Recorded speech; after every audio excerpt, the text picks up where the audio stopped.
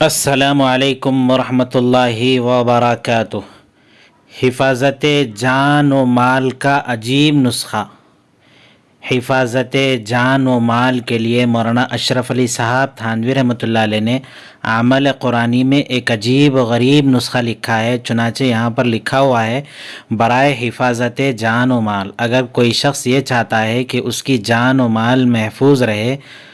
اس کی جان و مال کو کسی قسم کا کوئی نقصان نہ ہو، تو یہ آیت ذکر کی ہے، اِنَّا نَحْنُ نَزَّلْنَا الذِّکْرَ وَإِنَّا لَهُ لَحَافِظُونَ۔ پارہ 14 سورہ ہجر رکوع نمبر 1 میں یہ آیت موجود ہے۔ مختصر سی آیت ہے۔ اس کے سلسلے میں یہ عمل بتلایا ہے کہ چاندی کے ملمہ کے پتر پر، یعنی چاندی پلائے ہوئے کوئی پتلے سے لوہے کو بالکل پتلا سا ٹین کی شکل میں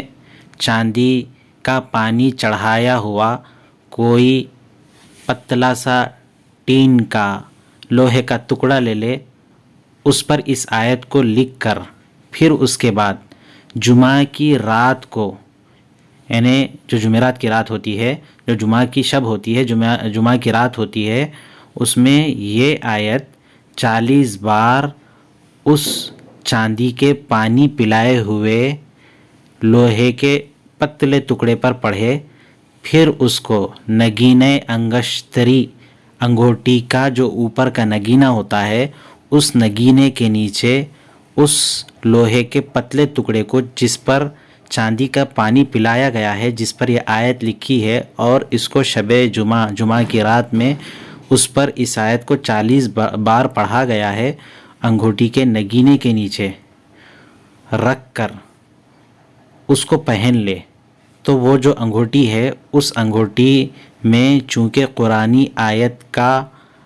اِنَّا نَحْنُ نَزَّلْنَا الذِّکْرَ وَإِنَّا لَهُ لَحَافِظُونَ، اس کے نگینے کے نیچے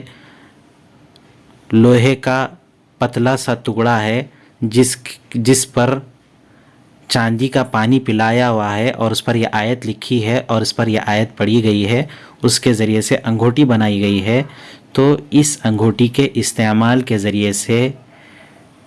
جس شخص کے پاس یہ انگوٹی ہوگی، جس نے اس انگوٹی کو پہنا ہوگا، وہ تمام آفات سے، بلیات سے، مصیبتوں سے محفوظ رہے گا۔ اور ایک بات یہ بھی لکھی ہے کہ اگر اس انگوٹی سے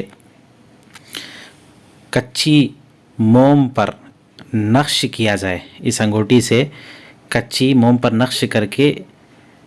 اگر درد کی جگہ پر دھونی دی جائے تو درد بھی ختم ہو جائے۔ یہ نسخہ مولانا اشرف صاحب تھانوی رحمۃ اللہ علیہ نے بتلایا ہے۔